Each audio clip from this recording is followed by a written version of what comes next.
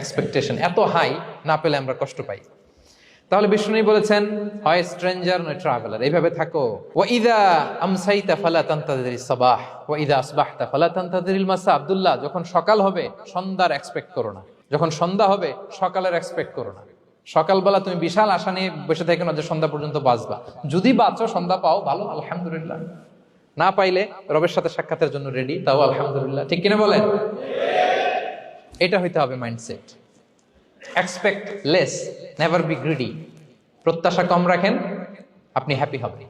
কিন্তু আমাদের মধ্যে অনেক এক্সপেকটেশন, যেটা আমাদেরকে কষ্ট দেয়, অসুখী বানায়। আরো লাগবে, আরো লাগবে। অনেকের মধ্যে, সবার না, অনেকের মধ্যে এই প্রবণতা আছে না নাই? বিশ্বনবী বলেন, লাউ আন্না লিবনি আদম ওয়াদিয়ান মিন যাহাব আহাব্বা ইয়াকুনা লাহু ওয়াদিয়ান।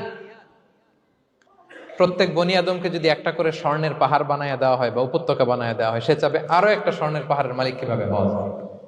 আচ্ছা বলেন তো, একটা স্বর্ণের পাহাড়, এটারে বেচা খাইতে খাইতে আমার 14 পুরুষও খাই শেষ করতে পারবে? তার একটা দিয়ে আমি কি করব? কিন্তু বিষ্ণু বলেন, অনেকের প্রবণতা আরেকটা চায়।